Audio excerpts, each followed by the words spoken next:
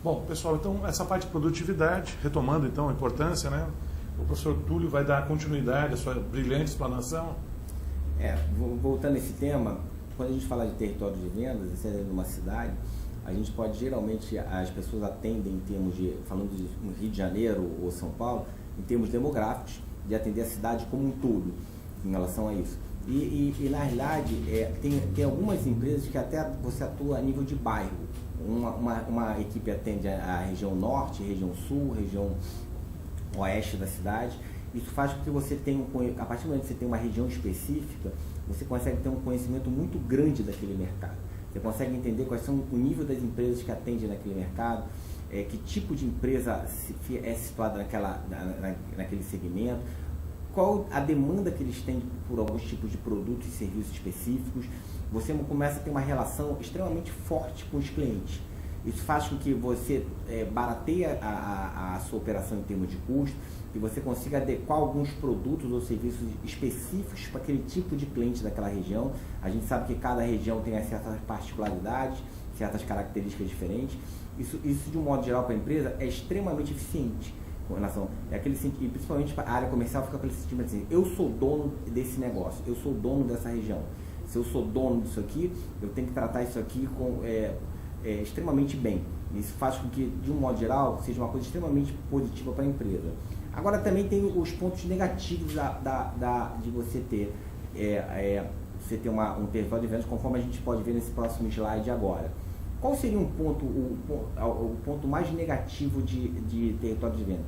Geralmente os conflitos que ocorrem dentro de uma equipe comercial, dentro de uma diretoria, muito ligado ao potencial de negócios daquele território.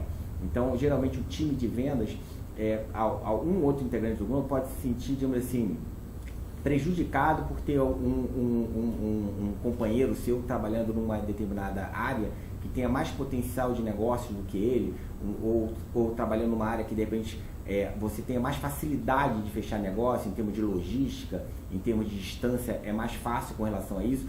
Isso tem impacto nos ganhos financeiros da equipe de vendas. Isso pode gerar certos ruídos. A gente sabe que quando se define um território de vendas, é impossível você minimizar, zerar os pontos negativos, ou alguns ruídos que isso vai dando. Mas você consegue sim minimizar isso bastante. Geralmente criando territórios de venda que tenham potenciais de venda iguais para todo mundo, para a equipe toda, o time comercial todo, ou potencial de negócios iguais. Evidentemente que com isso a gente consegue maximizar a eficiência da força de venda e, do outro lado, minimizar os ruídos que possam ter na equipe com relação a essa questão de potencial de vendas. A gente, conforme está no próximo slide, uma outra variável extremamente importante que é definido na área de vendas é o sistema de remuneração. A gente nota que essas variáveis de organizações de vendas, que a gente está muito ligado a controle das atividades comercial, ou algumas variáveis que a força de vendas são impactadas, são, que nem a gente comentou anteriormente, são definidas a nível de diretoria e algumas definidas na área comercial. Essa variável aqui, geralmente, ela é um mix. Uma parte dela é definida dentro da própria área comercial, pelo diretor comercial, pela área de inteligência comercial, combinado com a questão do marketing. O marketing também tem um impacto grande com relação a isso. E a gente que trabalha em área de vendas, a primeira coisa, vendedor tem que ser comissionado, vendedor tem que ganhar dinheiro. Você não pode esperar que uma pessoa dê o melhor de si se ele não tiver uma comissão, apenas com um salário fixo.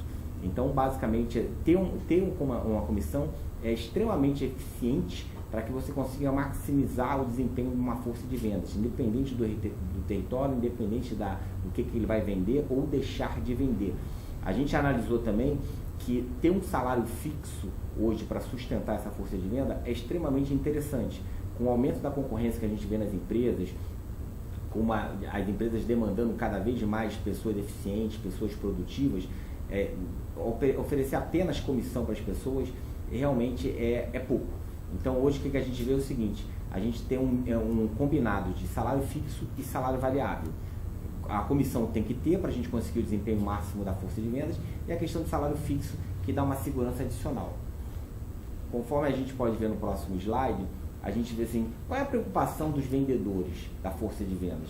Como é que a gente consegue manter a força de venda o mais estimulada possível para fazer as atividades comerciais dela? O que impacta nisso? E a gente vê o seguinte, hoje toda a área de vendas, toda a força de venda precisa ter um pouco de segurança. Segurança no trabalho dele, segurança para aquelas épocas que de repente ele acha que não vai conseguir alcançar o desempenho que ele necessita. Então a gente sente que a força de vendas precisa ter um salário fixo com relação a isso. Você comissionar a força de vendas só à base de comissão é uma coisa que teoricamente hoje em dia a gente está cada vez mais saindo desse modelo. No passado as empresas pegaram muita característica de terceirizar a força de vendas para reduzir custo, e com isso basicamente achando que iam reduzir o custo delas. Então o que aconteceu? Qual foi o impacto que isso deu? Você começou a terceirizar a força de vendas e as empresas começaram a notar que elas perderam muita qualidade de vendas. Elas começaram a ver que só comissionando, como a gente sabe que toda negociação, toda atividade comercial envolve o trabalho de você cuidar dos clientes, praticamente eles viram que esse modelo ele não serve como blindagem de clientes, como resolução de problemas que acontecem no dia a dia das empresas. Então você acabou perdendo muita qualidade de cliente. E hoje no mercado, cliente é uma coisa escassa hoje em dia. Cliente novo está custando muito caro para qualquer empresa. Hoje nenhuma empresa pode se dar o luxo de perder cliente da base, e a gente sabe que as empresas têm que ficar constantemente prospectando novos clientes, mas cliente novo custa caro. Então, essa economia que as empresas fazem, de repente, evitando pagar salário fixo, teve um impacto muito grande nessa questão.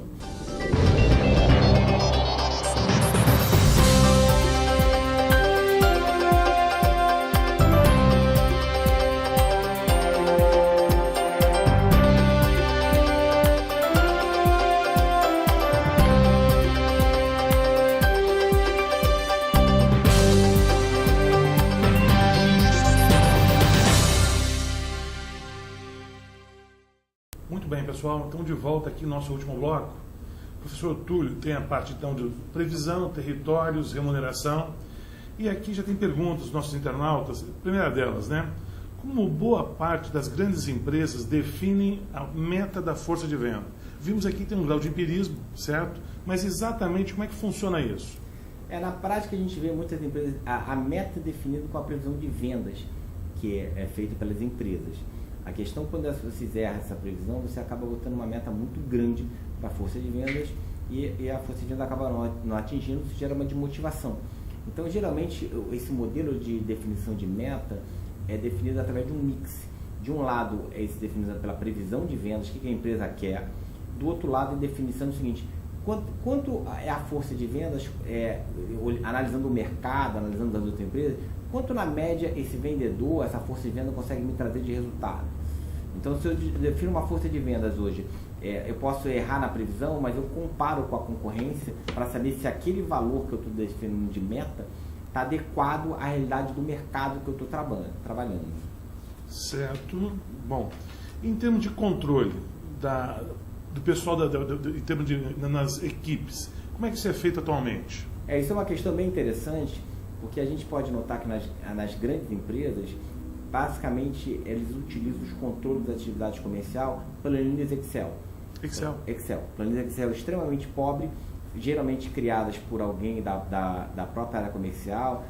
Às vezes o gestor não sabe mexer muito com a ferramenta Excel, mas alguém cria, que você coloca ali as possíveis negociações que você está fazendo, a probabilidade de fechamento de cada uma delas, os valores financeiros de cada um, ou qual o serviço ou produto que você está fazendo.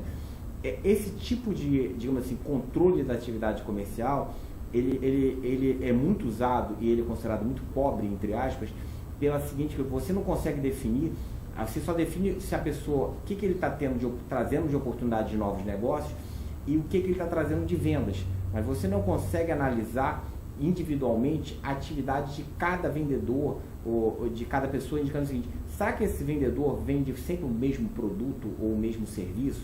Será que ele só vende os mais baratos, que trazem menos margem de lucro para a empresa? Será que ele só vende para os mesmos clientes sempre? Ele tem uma carteira de clientes que não está sendo tratado? Esse tipo de informação você não consegue obter nesse tipo de controle. E as empresas que fazem um investimento maior acabam adquirindo um sistema de gestão de vendas mais sofisticado. A gente pode dizer que o sistema hoje mais atualizado que tem é o Salesforce. Salesforce, que é um sistema que é praticamente o Big Brother da área comercial. Você mapeia tudo, toda a informação você consegue acessar até pelo seu smartphone. Só que é um sistema extremamente caro com relação a isso. Então, pouquíssimas empresas têm acesso a esse sistema. Até as grandes fazem isso de uma forma limitada por essa questão de custo. Mas é importante ter um sistema de gestão. Não, é extremamente importante. Você tem que mapear, identificar toda a atividade da força de vendas. E quanto mais controle você tem sobre a força de vendas, isso não é nem custo, isso é considerado investimento. Quanto mais investimento você tem nisso, mais eficiente você torna a sua operação comercial. E mais resultado ela te traz. Você quer que sua força de vendas te entregue resultado, bata a sua meta. Então, com esse controle, você consegue isso. E em termos de cultura, quando o vendedor, vamos dizer, ele entra numa empresa que tem essa cultura de controle e ele não está acostumado com isso, como é que funciona? A maioria dos vendedores não estão acostumados e nem gostam, né? A gente nota nas grandes empresas que a força de vendas fica muito com o pé atrás e de delegar o principal ativo que eles têm, que é as informações dos clientes. Isso é medo? É o medo. É o medo seguinte: se eu sair daqui, eu não levo comigo, não levo comigo o principal ativo que eu tenho, que é o relacionamento, quem é o contato nas empresas, quem está negociando. Quando é um controle via Excel, que geralmente acontece isso, o vendedor, a força de venda se desliga e leva junto esse ativo. A partir do momento que você tem um sistema de gestão de vendas profissional, essa informação fica guardada dentro da empresa. Então, você tem que educar a força de vendas, obrigando mesmo a cadastrar esse tipo de informação no sistema, porque o vendedor não gosta disso. Esses trabalhos, essas atividades comerciais que não estão ligadas a vendas, de ele delegar, deixar esse tipo de informação, é uma coisa que, se você deixar isso solto, ele não vai fazer. Ele faz porque ele é obrigado a fazer com relação a isso, porque o sistema pede. Mas se depender dele, ele não vai, passar essa informação para a empresa sozinho. Ele vai passar porque ele é obrigado. E no caso é um processo de educação mesmo. Você tem que educar. Perfeito. Bom, de qualquer maneira, então, vimos aqui que a parte de gestão é fundamental. Tudo começa numa previsão. Das previsões geram as metas, objetivos. Tem que ter um cuidado muito sério nessa determinação de metas, para não desmotivar e também para que não haja excesso nem falta de produtos e serviços. E depois ter um bom sistema de gestão. Essa seria, em última instância, o resumo da ópera na parte de gestão da força de venda. Exatamente. Perfeito.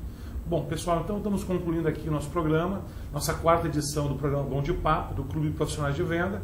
Voltamos agora em dezembro com mais um assunto muito interessante para o pessoal da área comercial. Agradecemos a participação de todos. Professor Túlio, muito obrigado pela sua presença. Estar aqui. E a todos vocês, um breve retorno. Muito obrigado e um bom dia.